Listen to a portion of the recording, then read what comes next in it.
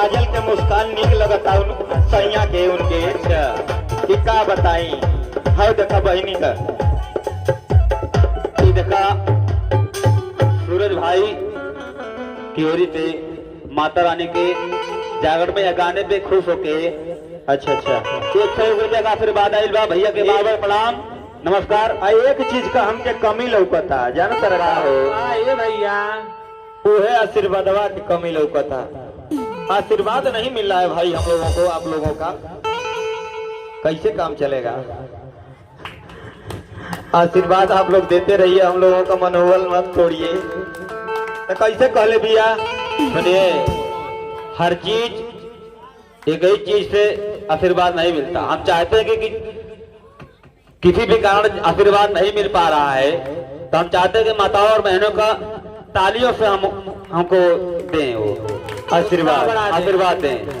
अगर हमनी के अगर गाना भजन नाच गाना जौन भी हमनी के करत जा अगर अच्छा रहे लोगन के लागत तो धीरे धीरे ताली से हमने के आशीर्वाद दें जा और कुछ ना चाहिए। एक बार बोले बच्चे दरबार के जय हो, दुर्गा मैया के जय हो, काली मैया के जय हो, लक्ष्मी मैया की जय हो, सरस्वती मैया की जय हो।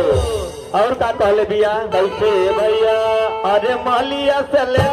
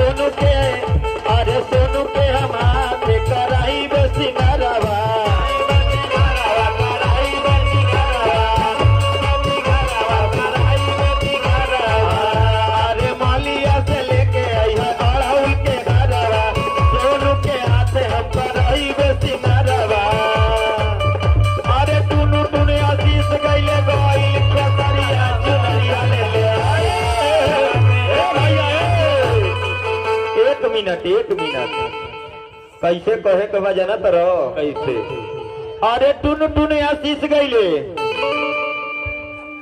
अरे गईल खेसरियो